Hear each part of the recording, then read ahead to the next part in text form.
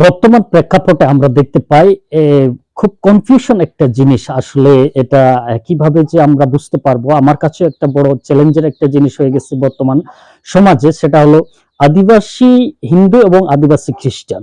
এই আদিবাসী হিন্দু এবং আদিবাসী খ্রিস্টানদের নিয়ে বড় একটা চ্যালেঞ্জের বিষয় হয়ে দাঁড়িয়েছে আমার জ্ঞানে। কেননা আমি এর আগে অনেকগুলো ভিডিও দেখেছি, অনেকগুলো সোশ্যাল মিডিয়াতে বিভিন্ন ধরনের পোস্ট আমি দেখেছি, সেখানে বড়দিন এবং সাংস্কৃতিক অনুষ্ঠান, তারপরে আমি দেখেছি যে কিছু হিন্দু আদিবাসী এবং খ্রিস্টান আদিবাসী মিলে বিভিন্ন ধরনের আমি অনুষ্ঠানগুলো লক্ষ্য করেছি।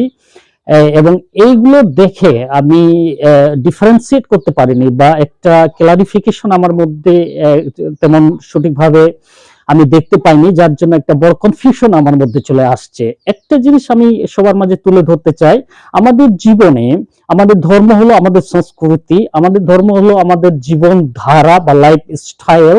সেটা আমি খুব গভীরভাবে চিন্তা করে সেটা কখনো আমি কিন্তু সঠিকভাবে খুঁজে পাচ্ছি না, যার জন্য আমি আজকে সবার মাঝে একটু তুলে ধরতে চাই। যদি এখানে কোনো ভুল থাকে বা এখানে যদি কোনো রকমের মিস্টেক হয়ে যায়, কথা বলতে বলতে অনেক সময় মিস্টেক হয়ে যায় বা আমার জ্ঞানের ততটুকু আমি খুঁজে পাইনি বা বুঝতে পারিনি, তাহলে সবাই আমাকে ক্ষমা করবেন।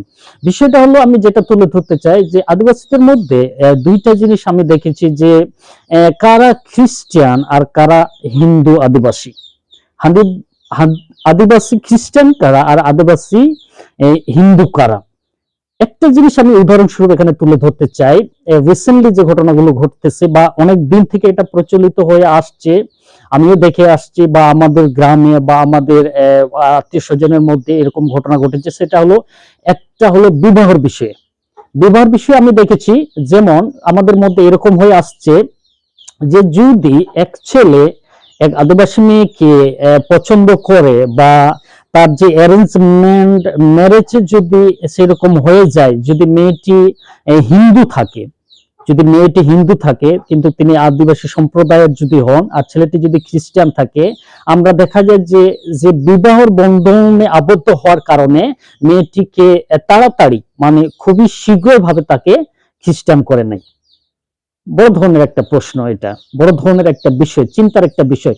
বা যদি কোনো মেয়ে খ্রিস্টান থাকে, আদিবাসী খ্রিস্টান হয়, আর ছেলেটা যদি আদিবাসী হিন্দু থাকে, তাদের যদি বিয়ে আবদ্ধ করাতে হয়, তাহলে দেখবেন যে রাতারাতি একটা ছেলেকে তারা কি করবে, খ্রিস্টান করবে।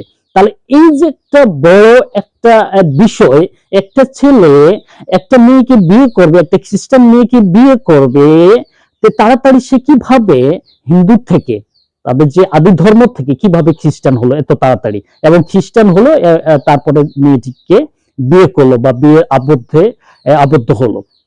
এটা একটু একটা বড় ধরনের সমস্যা আমি দেখি। কেন বড় ধরনের সমস্যা দেখি? যার জন্য আজকে আমরা কি দেখতে পাই যে আদিবাসীদের যে অনুষ্ঠানগুলো, বড়দিনের অনুষ্ঠান, এখানে কি হয়েছে, সেখানে সাংস্কৃতিক অনুষ্ঠান হয়েছে, সেখানে জাগতিক গান হয়েছে, এবং সেখানে আমরা দেখতে পাই বিভিন্ন ধরনের লোক আসে। বিভিন্ন ধরনের লোক আসতে পারে একটা বড়দিনের উৎসব, সেখানে হিন্দু আসতে পারে, এখানে অন্য ধর্মের লোকও আসতে পারে, বা অন্য বিশ্বাসীরাও আসতে পারে, দেখতে পারে বিষয়টা। কিন্তু একটা জিনিস মনে রাখতে হবে, যে বড়দিন উদযাপন করছি, সেটা বড়দিনের সংস্কৃতি অনুযায়ী উদযাপন হবে, সেটা একটা বিষয়। তো এই যে বিয়েটা যে হচ্ছে, এরা যে রাতারাতি একটা মেয়ে হিন্দু থেকে খ্রিস্টান হয়ে গেছে, ছেলেটার সাথে বিয়ে হয়ে গেছে, এই মেয়েটা আগামী দিনে কিভাবে তার নিজের ধর্ম এ রাতারাতি পরিবর্তন করে খ্রিস্টান ধর্ম গ্রহণ করলো, কিভাবে সেটা সে পালন করবে? আসলে কি সঠিকভাবে সে পালন করতে পারবে? না সঠিক শিক্ষা দিয়ে অল্প সময়ের মধ্যে, কয়েক মাসের মধ্যে বা কয়েক দিনের মধ্যে তাকে তাকে কি করা হলো, খ্রিস্টান করা হলো, দীক্ষা স্নান দেওয়া হলো, তাহলে সে কি খ্রিস্টানের যথার্থ অর্থ কি বুঝতে পেরেছে? যদি সেই ছেলেটা যদি তাদের আদি ধর্ম থেকে যদি খ্রিস্টান হয় বিবাহের কারণে, সে কি খ্রিস্টান ধর্মের সঠিক বিষয়টা কি শিক্ষা লাভ করতে পেরেছে কি না? যদি না করে থাকে, তার ভিতরে তো কোনোদিন চেঞ্জ হয়নি আসলে খ্রিস্টান ধর্মটা কি ধর্ম। তাহলে এইখানে আদিবাসীদের মধ্যে একটা কনফ্লিক্ট হয়ে যাচ্ছে, বড় ধরনের একটা সমস্যা হয়ে যাচ্ছে। এই সমস্যাগুলো আমি মনে করি যারা আমরা এই কাজগুলোকে আমরা হ্যান্ডেলিং করতেছি, যারা আমরা এই কাজগুলোকে হ্যান্ডেলিং করতেছি, এরকম আমরা অ্যাডভাইস দিচ্ছি, উপদেশ দিচ্ছি, বা বিভিন্ন ধরনের দিক নির্দেশনা আমরা দিচ্ছি, আমার মনে হয় এটাতে কিছু ফল রয়েছে। এই ফল্ট গুলো হয়েছে যে আমরা কিভাবে এটাকে হ্যান্ডেলিং করতেছি, কোন পদ্ধতিতে।